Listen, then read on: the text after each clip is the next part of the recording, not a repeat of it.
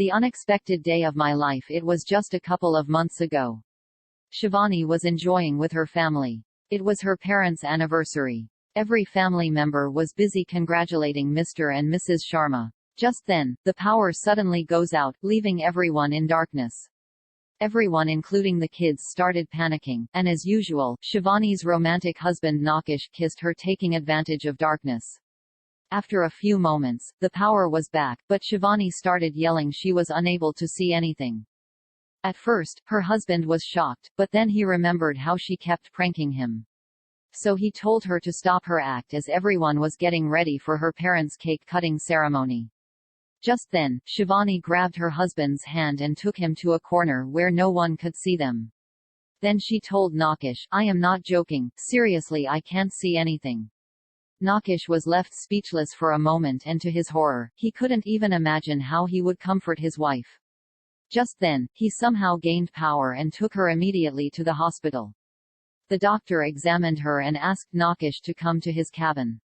Then follows the conversation between the doctor and her husband. Nakish asked, "Tell me, Mr. Albert, is my wife okay? Nothing is serious, right?"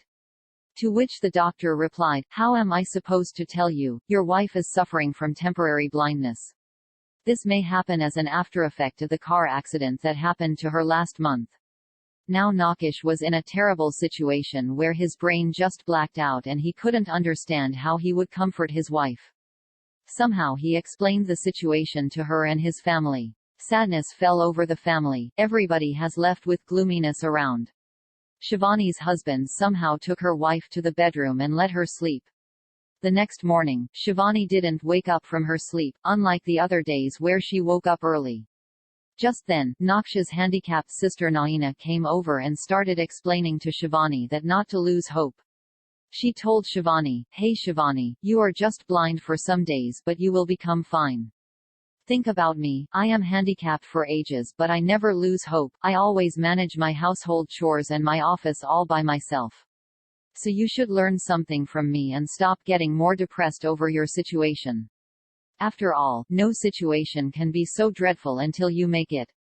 So always try to be mentally strong." Nakish thanked Naina for explaining Shivani. She asked him not to thank. Shivani recalls Naina's words and gets up. She cries. Naina asks Nakish to give some time to Shivani and support her. Nakish goes to the room and sees Shivani. He asks her what she wants. He is with her. Their neighbor comes and starts mocking Shivani's condition and says, "What can we do? Only God knows. I understand your pain. Your daughter was handicapped and now your daughter-in-law."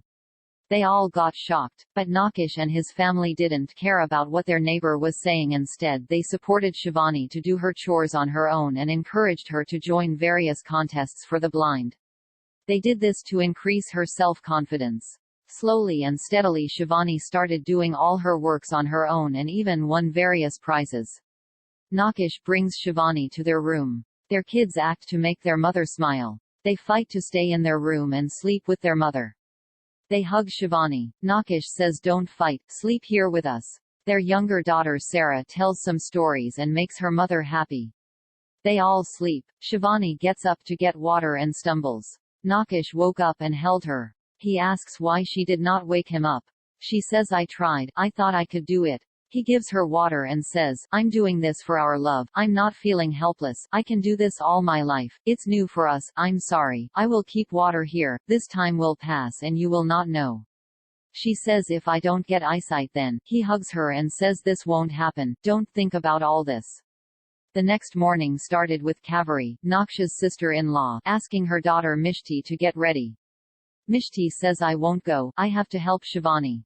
Kaveri asks Mishti to study at home. Everyone in their house is glad to know that Shivani is getting better day by day. Shivani started to do her daily chores when she remembered she had to go downstairs for some work. Just then Nakish brings Shivani out and says, "One day passed and a month will pass soon, I forgot my phone," and asks her to wait there. He does not get his phone and looks for it. She says, "I will try to walk ahead." Mishti sits on the stairs and studies. Shivani did not see her. Nakish got his phone. Shivani comes to the stairs and Nakish sees her. He sees Mishti there and gets shocked. Shivani steps ahead and Mishti gets up.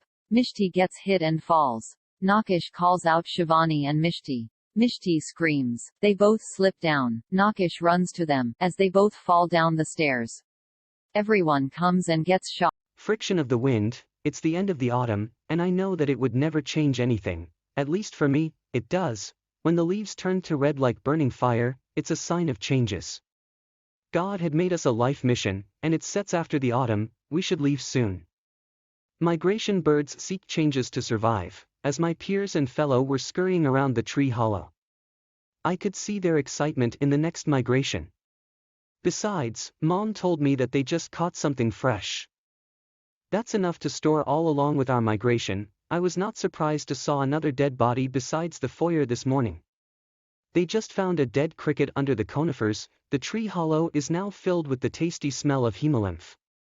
As my parents busying packing it into pieces this last meal.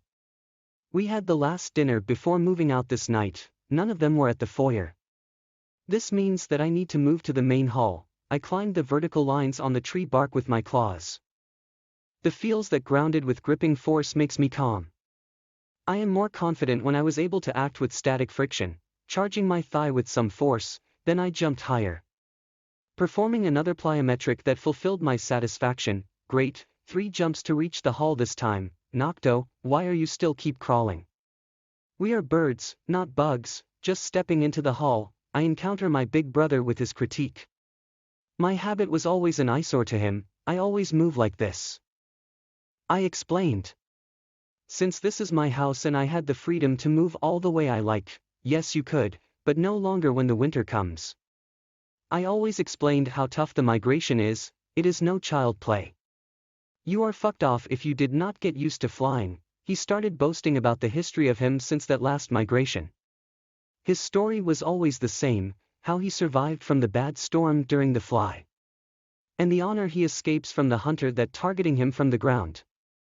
This is the second time my big brother joined the migration. From his expression, I know that he was filled with expectancy. Okay, then. I brush him off with a sign, always the opposite from my siblings. My strength in my wings was just an average level. Sorry to said that my flying test was just a flyover after apple polishing to my flying coach. My confidence often gets a discount when my peers stereotype me as inactive. My parents just finished packed the meal. I heard their steps into the hall. Correcting my posture, keep flapping my wings as everyone did. I made an allusion to let them assume that I entered here finishing a short flying route. Nocto, seems that you haven't prepared for the migration. Mom observed me and conclude, we need to be fueled up before the winter comes. I am sure that my brother did that. There are theories that the body tends to store fat for fuel. In some cases, a well-built physique will turn fat into muscle instead of fat. His visible muscle under the feather tells that he even trained for the migration.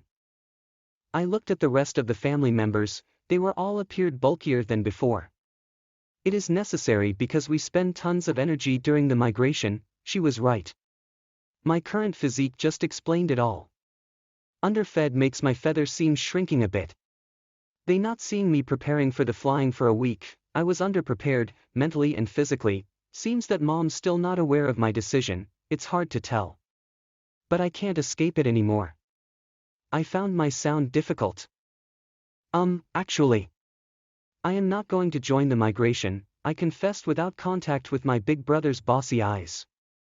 Sometimes I think that he took over Mom and Dad's place by blaming my fault.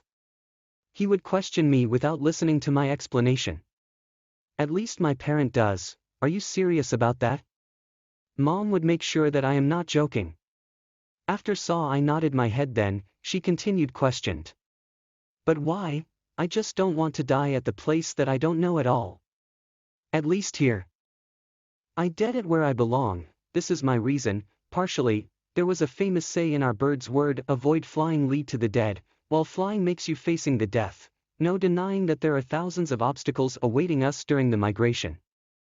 They said that half of our species death in bad weather, a quarter of us death under human's hand. I noticed the rules, only the strongest will survive.